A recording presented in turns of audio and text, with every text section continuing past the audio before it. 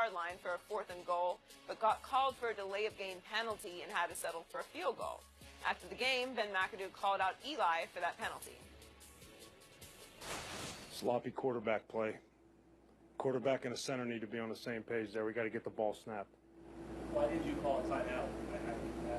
Because we have a veteran quarterback who's played a lot of football. I expect us to get the ball snapped. How do you expect Eli to play overall? Usually the clock goes from 3, 2, 1, 0. Once it hits 0, they look at the ball, look at the clock.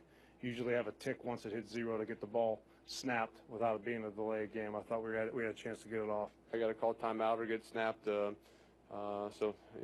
anytime there's a delayed game, it's on the quarterback, and can't afford it right there. Shannon, were McAdoo's comments inbounds or out of bounds? I saw what you did there, Joy. You tried to be slick. I don't really have a problem with it, Skip, but this is something that you don't normally see happen between coach and quarterback, especially a quarterback of Eli Manning's ilk. You're talking about a two-time Super Bowl champ who's been the starting quarterback of the New York Giants, I think going on 13 to 14 years. So this is very, very unlikely that the head coach would say something so publicly to a quarterback of Eli's Manning weight. But as the reporter asked, why the hell you didn't call timeout?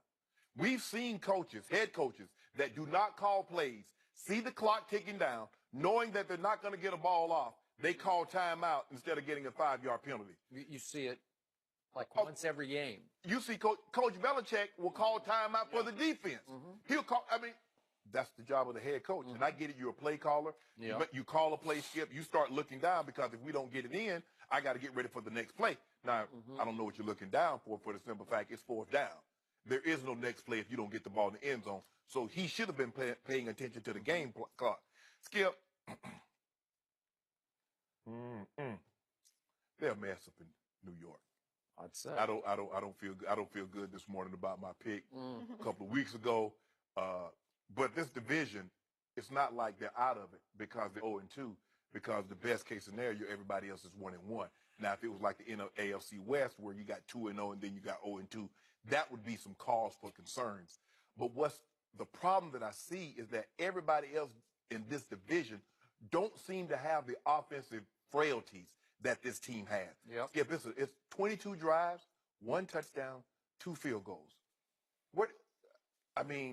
And we kept, Odell come. Oh, look, they've not scored 20 points going back 8 games, and a lot of those games had Odell involved in them. So Odell is not the end-all, be-all, fix-all for this Giants. Skip, this offensive line. Eric Flowers?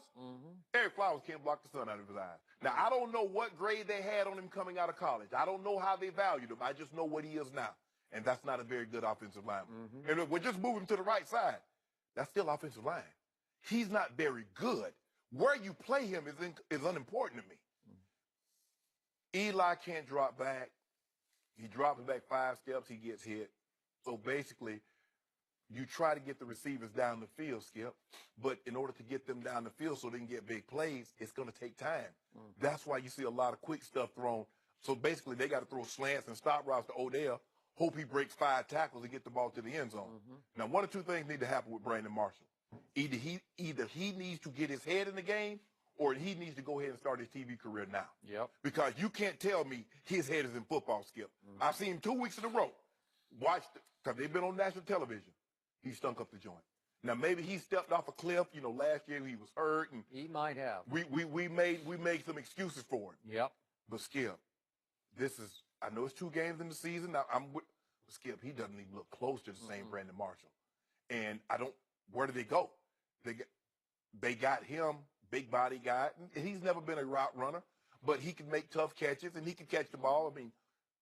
All those Pro Bowls at different stops and 100-catch seasons along the way lets you know that he's been a very good player in this league. But, Skip, he's a shell of himself right now. And I don't know if he can recapture what it used to be. And maybe me, overvalue the Giants to begin with. Maybe they're not nearly as good, especially offensively, Skip. And I knew they would be somewhat challenged, but I didn't expect to see this. This offensive line is atrocious. And because the defense spends so much time on the field, they start to wear down. And I don't care how good your defense is. If you put them on the field as much as they've been playing, teams are going to score on you. And the Giants are in trouble, Skip, Ben McAdoo calling out his quarterback, I don't have a problem. Now, this is something that you probably could have handled behind closed doors because, I mean, all things being equal, you Ben McAdoo or Eli Manning. Ben McAdoo or Eli Manning. I think Giants fan and Giants front office going to side with Eli over Ben McAdoo. By the way, Eric Flowers couldn't block you on Twitter. I know you follow him, right? I don't follow him. No, you do. You follow everybody. I follow a lot of people, not him. Yes, you do. Skip. Even Robinson, left tackle for the Lions. Yes.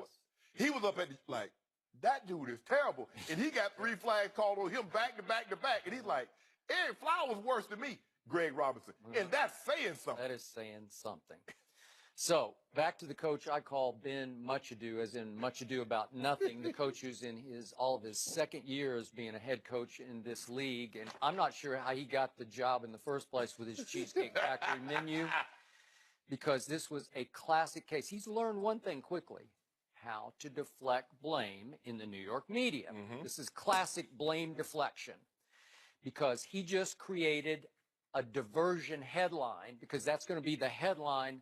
McAdoo rips Eli, and it takes a little of the focus off the fact that Ben McAdoo is the play caller and the offensive strategist for an offense that over its last 8 games, it's a lot of games, including the playoff game, has averaged 13.1 points a game. That is by far, over that stretch, by far the worst in the National Football League. Thank you very much, Coach McAdoo. And again, I'm not being 20/20 hindsight hypocrite here. All offseason I kept saying, who's going to protect Eli? And furthermore, who's going to take a little pressure off the aging Eli by running the football? They got no run game. They got they resort to little Vereen, and, they just, Paul Perkins, really? Darkwood, he's okay, but they can't generate any run game. No.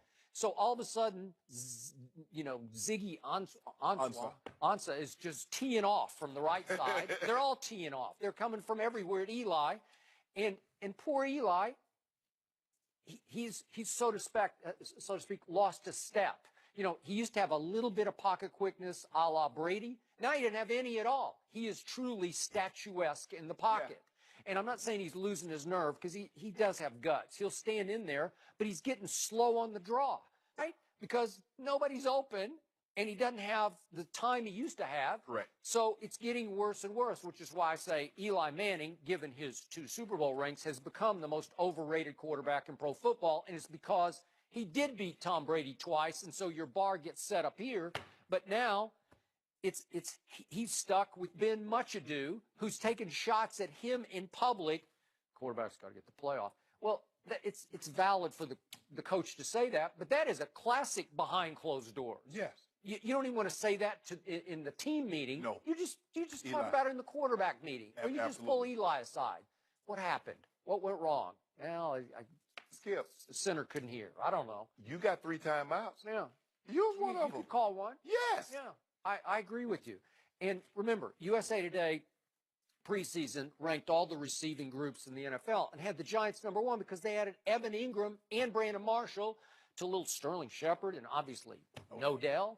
And it's Roger Lewis isn't bad. It looked like they had a whole stable of receivers. I think USA Today overvalued Brandon Marshall like a lot of people. Well, we did too, because when they signed him, and again, I'm going to disqualify myself. I know Brandon, and he's overcome a lot in his life, and so I've built a lot of respect for him, and I just like him personally. Yes. So I've lost objectivity, because I thought he would be exactly what the doctor ordered for Eli, because he's this big-bodied, what's he go, like 230 or Easy 230, maybe 230, 235. He might be 235 now, and he's sort of an underneath. He's sort of a tight end of a wide receiver. He's kind of like out of your mold. Yes. And I thought, oh, Eli will love this. Well, he's caught 1 ball in each of the games, and some crucial drops. That was crucial last night. That was the turning point of that game, because the drop, unfortunately for Brandon Marshall, gets followed immediately by some rookie running it the other way on the punt return. Well, it looked like he'd made a stupid choice to even field the football, and all of a sudden he spins free, and he's gone, and they're gone. And they're 0-2, and they got to go to Philly. Man, they got to go to Philly, and then they have to go to the Bucs, and then they got the Chargers at home, then they have to go to Denver, and then they got the Seahawks at home. So they're looking at, I don't know. I mean, they could get on a negative roll and go 0-7. Yeah, I don't see a whole lot of wins in that thing. Ooh. Ben McAdoo been calling some boo-boo for plays. Yeah. Let's be 1,000%. Now, granted, they can't protect, but some of the stuff that he's calling not working even when they do decide to protect. I don't know, man, look here. I'm not going to jump off him just yet, but let's just say I'm teetering. I'm not going to wait till this ship completely hits the bottom of the floor before I get up off it. Well, I can tell you what my worst nightmare would be. What? If somehow the Giants managed to acquire Adrian Peterson, it would scare me. Because I still think he's got plenty left in his tank. And if they just said, let's sort of revamp around Adrian, that could give them a big jolt. Well, they must don't have gas in New Orleans because they not using him. So they might as well. Yeah. I mean, I don't know if could they give a 7th-round pick for him or some conditional future pick for him? I don't know. Maybe. They need defensive help in New Orleans. Adrian Peterson is not gonna solve what's wrong with them. But Skip, the Giants, man, 22 drives, 1 touchdown, 2 field goals, Skip. Remember, this was going on throughout the preseason. I kept telling you, they scored 1 offensive touchdown, the first-string offense did, in the whole preseason. And it was kind of lucky, frankly. Now I feel bad because I know what it's like to play on the 2000 Ravens, Skip. Yeah. Because we went 4 or 5 games without scoring a touchdown. So now being in there, you don't realize how bad it is. But now looking at them, You probably won all 5 games, right? I think we were 3-2 without scoring a touchdown. Skip, you looking at this is like, and you realize when you watch the Giants, you're like, they're about to go 3 and out. No matter where they get the ball at, you're not even thinking touchdown. Touchdown doesn't even run through my mind that they're about to score. Yep. It's, ooh. Boy, and Eli now in the pocket, he's become a slot machine. You just pull his arm and ball just pops out. Yeah. On the carpet. That's not good. He got lucky with the one early in the game. It popped right back to him. Yeah, but I mean, they said his knee was down on the one, that got loose for a touchdown. It's not looking good for the home team. Nope. You want to jump off the bandwagon? No, it's not. It's not on the question, Joy. It's not like Davy Jones' locker yet. Yeah, well, let's just see where you go with the next question. Next up, the Giants are currently in last place in the NFC East after their loss to the Lions. There's